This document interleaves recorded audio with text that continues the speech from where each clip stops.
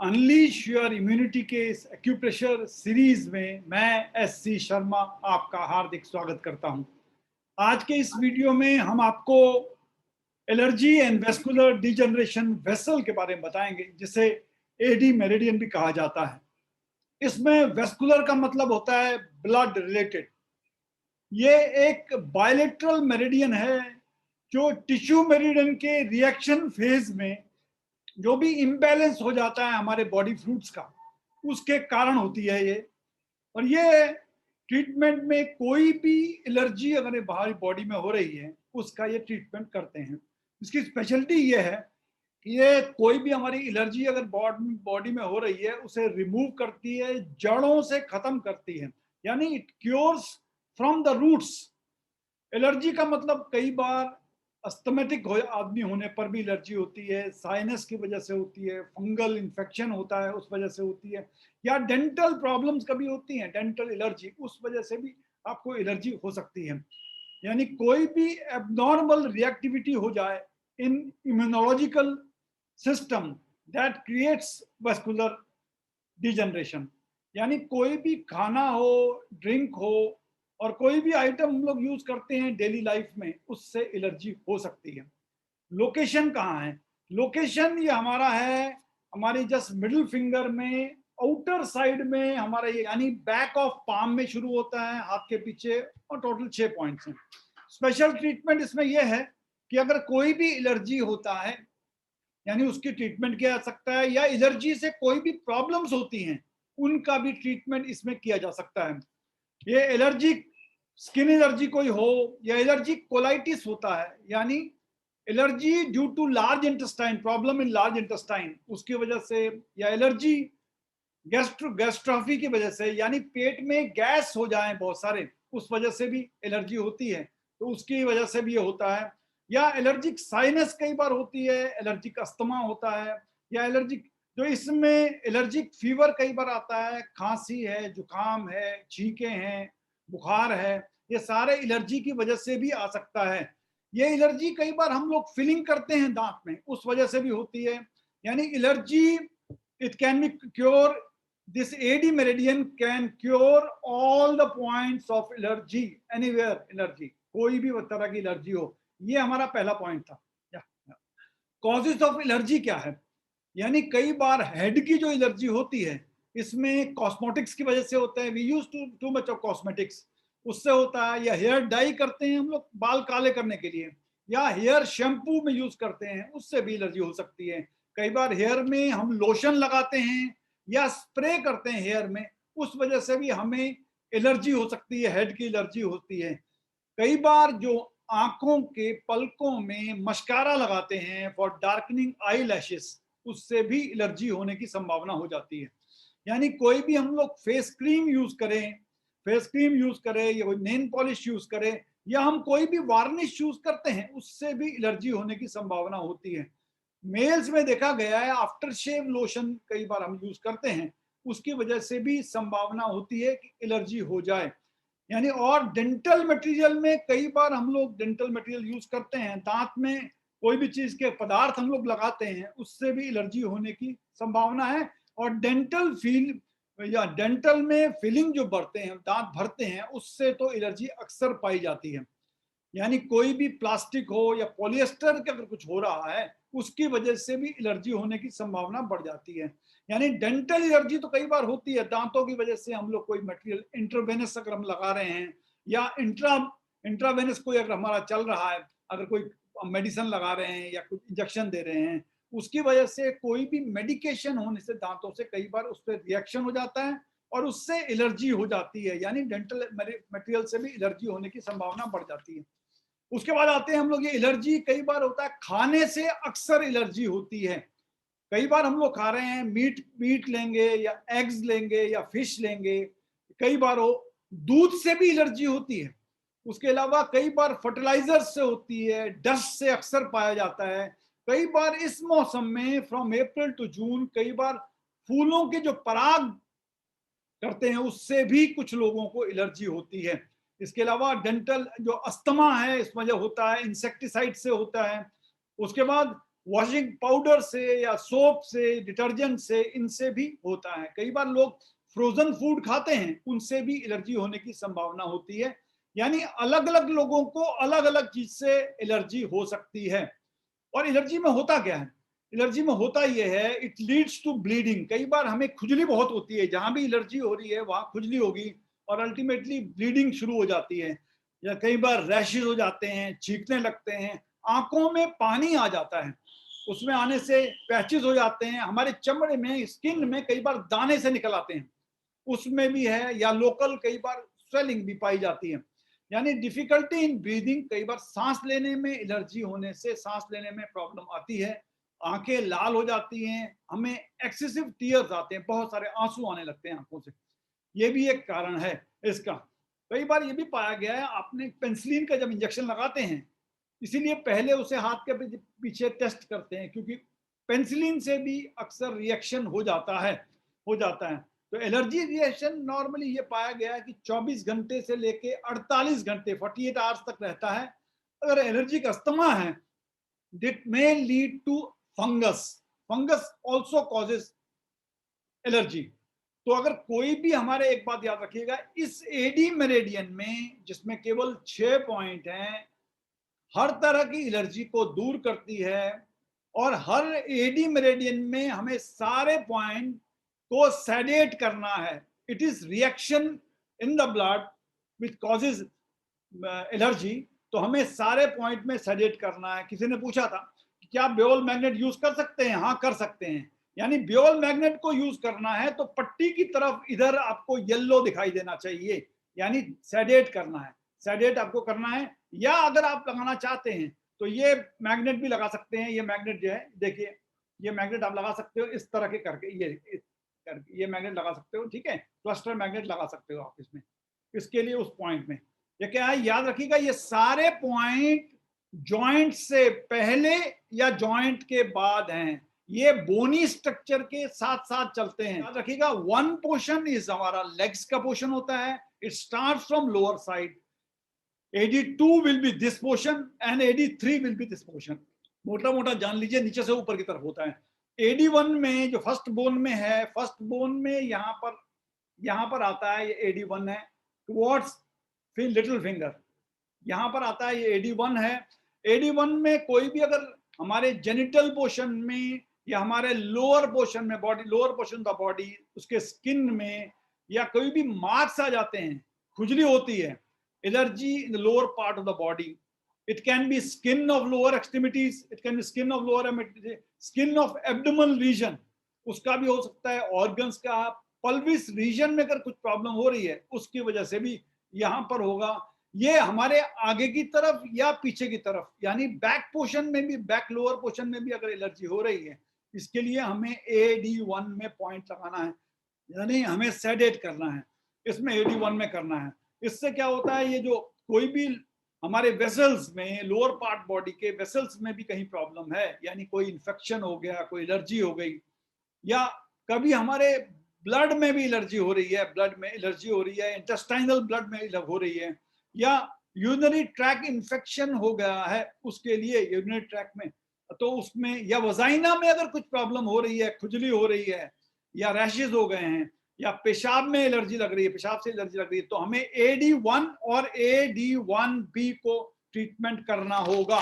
तो AD1 मैंने आपको बताया था, यहां पर है। AD1A जो है यहां पर है, सेकंड बोन में है AD1A। ये देखिएगा, जिसमें लगा रहा हूं, ये वाला पोर्शन है, this portion is AD1A। AD1 था, AD1A। ये AD1 क्या है? इट इज MP, यानी ये जो है मेजरमेंट पॉइंट है। आने के बाद आपको सिर दर्द होता है, उस केस में as it affects brain and spinal cord, इसमें होगा। यानी ट्रीटमेंट ट्रीटमेंट करोगे तो ये फर्स्ट बोन में यहां पर कर सकते हैं, ये लोअर पोर्शन का ही है। उसके बाद आता है 1B is also in the same bone, लेकिन यहां जो पहले ज्वाइंट के जस्ट बाद में था, ये दूसरे ज्वाइंट के जस्ट पहले है, ये 1B। दिस इज 1B, पहली सेकंड बोन के ऊपर, सेकंड ज्वाइंट के ऊपर है AD1B। ये CMP है यानी कंट्रोल मेजरमेंट पॉइंट, यानी इसका मतलब ट्रीटमेंट करने से इट कंट्रोल्स एलर्जी, ये मेजरमेंट होता है, और surprisingly it cures your allergy of the body. तो इसमें अगर CMP है तो कोई भी पार्ट अगर बॉडी का किसी भी पार्ट में एलर्जी हो रही है तो AD1B में हमें ट्रीटमेंट देना होगा। दिस इज, उसके अलावा ये जगह अगर बॉडी में कहीं भी सर्कुलेशन हो रहा है टॉक्सिन्स का, उसके लिए भी ये बहुत अच्छा पॉइंट है, बढ़िया है। एक बात और है, इसको ट्रीटमेंट करने के लिए अगर मिडिल फिंगर में पी जॉइंट, मिडिल यानी मिडिल फिंगर में पिच जॉइंट में मेथी पट्टी बांधेंगे तो इसमें भी हमको एलर्जी में काफी फायदा होगा in all the problems of allergy. उसके बाद आता है AD1C। AD1C तीसरी बोन में है स्टार्टिंग पॉइंट, यानी first bone, second bone, third bone, starting point यहां पर, ये जस्ट जॉइंट के जस्ट नीचे ये AD1C है। AD1C में जितनी भी आर्टरीज या वेन्स हैं हमारे लोअर पोर्शन की, उनमें कहीं पर ब्लॉकेज हो रही है या फंक्शन में कोई प्रॉब्लम हो रही है ड्यू टू एलर्जी, या आर्टेरियल स्कोलिसिस हो रहा है, यानी ऐसे केस में भी हमें पहले एलर्जी को ट्रीटमेंट देना होगा, तभी हमें इससे फायदा होगा। ये आर्टेरियल स्कोलिसिस क्या है? ये इनिशियल डैमेज करता है हमारे internal linings of blood vessels में करता है, यानी ये रिएक्शन एक तरह से करता है हमारी बॉडी में। इसमें अगर कितनी भी आर्टेरियल में कितनी भी हमारे ब्लॉक्ड हैं वेसल्स को, उन्हें ट्रीटमेंट देने के लिए AD1C में ट्रीटमेंट करना होगा। ये वाला है AD1C, थर्ड जॉइंट के ऊपर है AD1C। उसके बाद आता है AD2। AD2 जो है, AD2 हमारा थर्ड बोन में, 1 2 थर्ड बोन में ये हमारा ये एलर्जी हो रही है, तो हमें यहाँ पर ट्रीटमेंट देना होगा upper part of the body. इसमें एलर्जी में यानी allergy of chest, abdomen region, throat, skin of chest, back, upper back, और नेक में या हैंड्स में या अपने आर्म्स में कहीं भी एलर्जी हो रही है हाथों में, तो हमें AD2 में हमें ट्रीटमेंट देना होगा। इससे हमको काफी फायदा होगा।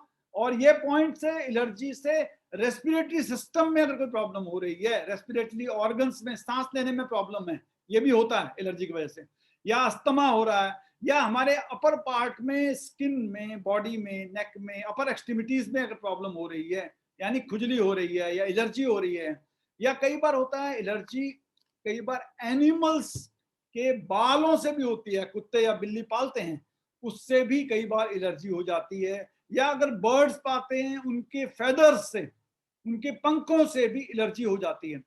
तो एलर्जी है, तो एलर्जी के लिए कई बार ये पाया गया कि पौधों में, पौधों के बालों में या उनके पराग में, जब फूल निकलते हैं पराग में या फफूंद में या इंसेक्टिसाइड में या फर्टिलाइजर में, इनसे भी एलर्जी होती है, जिसे हम यहाँ पर ट्रीटमेंट करके या मैग्नेट लगा के या मेथी लगा के हम ट्रीटमेंट कर सकते हैं, इससे हमको फायदा होगा। इसके अलावा एलर्जिक अस्थमा हो गया है तो हमें AD2 में क्या लगाना है, नंबर 1, नंबर 2 LU11 में लगाना है, और LU10D लंग्स का 11 पॉइंट या लंग्स का 10D पॉइंट में भी हमें लगाना है। और सब जगह इंपॉर्टेंट बात है, बार बार ये बता रहा हूं, आपको सेडेट करना होगा, इन केसेस में आपको सेडेट करना होगा। अगर पेट में ज्यादा गैस होती है, यानी लार्ज इंटेस्टाइन की प्रॉब्लम है गैस होने पर, उसमें भी AD1 या AD1B में ट्रीटमेंट देंगे, या मैग्नेट लगाएंगे, येलो मैग्नेट लगाएंगे या सेडेट करेंगे, तो उसमें फायदा होगा।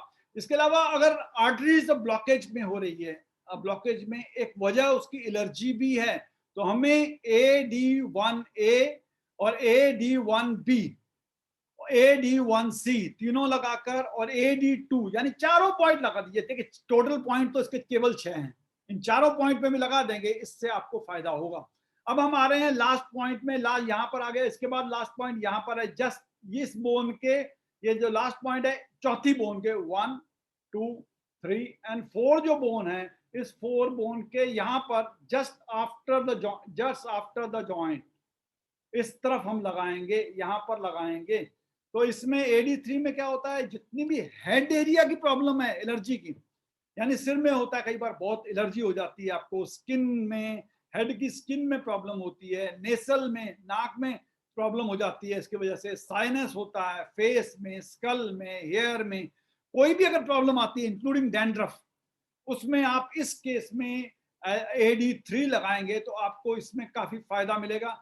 यार ये डेंटल फिलिंग नंबर 1, अगर नेसल कैविटी में तो होगा ही, इसके अलावा अगर डेंटल फिलिंग में प्रॉब्लम हो रही है, या एलर्जिक रिएक्शन हो रहा है आपके ब्रेन में, या फंगल इन्फेक्शन हो गया है, डैंड्रफ का है, या हेयर का प्रॉब्लम है, माइग्रेन वगैरह हो गया है, one reason for that is allergy. तो एलर्जी में होगा, एलर्जी से हमारी आईज में इफेक्ट पड़ता है, पानी आता है, ओरल कैविटी में होता है, खुजली होती है, itching anywhere in head region के लिए जिम्मेदार यही है। होता क्या है, होता यह है कि केमिकल एक्टिविटी जो है, केमिकल एक्टिविटी हमारे ब्रेन में होती है, इस वजह से कई बार पार्किंसन भी का रीजन भी यही होता है। और दांतों में या ओरल में डेंटल प्रॉब्लम्स होने पर we have to treat AD3, AD2, LY2 and AD1B, ये सारे ट्रीटमेंट करेंगे, इससे हमको फायदा होगा, डेंटल प्रॉब्लम में भी और माइग्रेशन में भी फायदा होगा।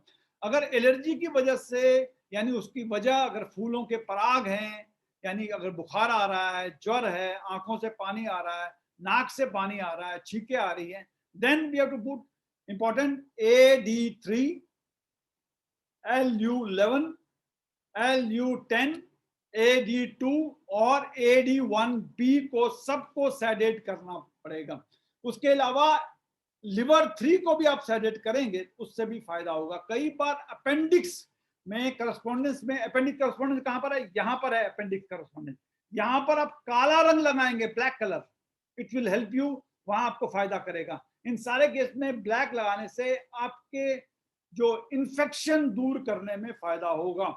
यानी एक बार होता क्या, एलर्जी से ये अफेक्ट लिवर के ऊपर भी इफेक्ट पड़ता है, इसीलिए हमें LIV3 जो है, LIV3 लगाना जरूरी है। LIV3 यहाँ पर है, ये देखिए इन दोनों के बीचों बीच है LIV3, यहाँ पर भी हमें लगाना होगा। या तो येलो मैग्नेट लगा लो, नहीं तो मेथी लगा लो, नहीं तो यहाँ पर अगर आपने प्रेशर देंगे, प्रेशर भी देंगे, इससे भी फायदा होगा। याद रखिएगा, सारी की सारी एडी मेरिडियन में अगर हम लोग ब्लैक कलर भी यूज करेंगे तो भी हमें एलर्जी कम करने में फायदा होगा। यहाँ से शुरू होता है, यहाँ से ऊपर यहाँ तक है, फर्स्ट जॉइंट तक। अगर हम मसाज करेंगे या हम जिम्मी से पॉइंट दबाएंगे या पेन से भी दबा दे या पेंसिल से दबा दे, सारे पॉइंट में हमें एलर्जी को दूर करने में फायदा होगा। आज के लिए इतना ही। अब मैं आपको सूचना के लिए बता दूं कि मैं अब आपको लिंक नहीं भेजता हूं, क्योंकि अनलीश योर इम्यूनिटी में मैंने ऑलरेडी 45 से ज्यादा वीडियोस अपलोड कर दिए हैं। और ये आप सबके सहयोग के लिए मैं बहुत बहुत आपका आभारी हूं। और जिन्होंने अभी सब्सक्राइब नहीं किया है वो कृपया करके सब्सक्राइब कर दें, ताकि मैं पूरे जोश से आपको एक्यूप्रेशर के नए नए और लेटेस्ट वीडियो से परिचय कराता रहूं। आप सबका हृदय से धन्यवाद। नमस्कार।